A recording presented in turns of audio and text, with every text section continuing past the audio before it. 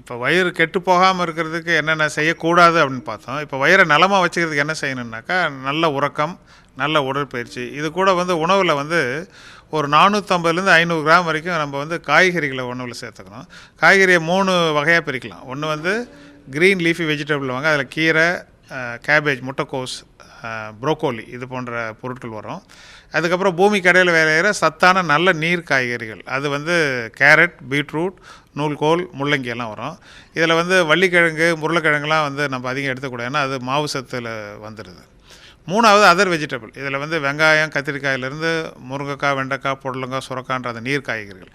இதை வந்து காலையில் ஒரு 150, மதியானம் 200, நைட்டு ஒரு 200 கிராம் நம்ம எடுத்துக்கும் பொழுது நம்ம உடம்பில் இருக்கிற மாவு சத்து நிதானமாக உறிஞ்சப்பட்டு திடீர்னு நமக்கு பசி வர்றது, கோவம் வர்றது, இந்த ஒரு காலையில் 8 மணிக்கு சாப்பிட்டு போனால் 10 மணிக்கு பசி வந்து பிஸ்கட் சாப்பிட்லாமா, பஜ்ஜி சாப்பிட்லாமா அப்படின்ற அந்த மன அலைச்சல் இருக்குங்களா, அதுலேருந்து தப்பிக்கலாம்.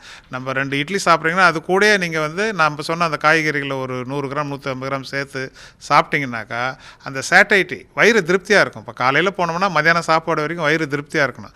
அதை விட்டு 10-11 மணிக்கே வந்து அது கவான்னு அலைஞ்சிதுன்னு வச்சுக்கோங்க, நம்மளுடைய பசி உணர்வு வந்து இந்த பசி வந்தால் நானாக இருக்க மாட்டேன்ற மாதிரி கோபம் வர்றது, எரிச்சல் வர்றது, வேலை செய்கிற இடத்துல வந்து அதிகமாக சண்டை போடுறது, இந்த மாதிரி தவறுகள்லாம் நடக்காமல் உணவு பழக்கத்தை கொண்டு வந்தீங்கன்னா அந்த வாழ்க்கை நாளும் நல்லா போகும். நாள்பட்ட இடத்துல வந்து நம்ம வயிறு, குடல், கல்லீரல் எல்லாமே நல்லாயிருக்கும். வயிறு உங்களை வாழ்த்தும், சந்தோஷமாக இருக்கும். டாக்டர் பாசுமணி காவேரி மருத்துவமனையில் செரிமானத்துறை இயக்குநராக பணியாற்றி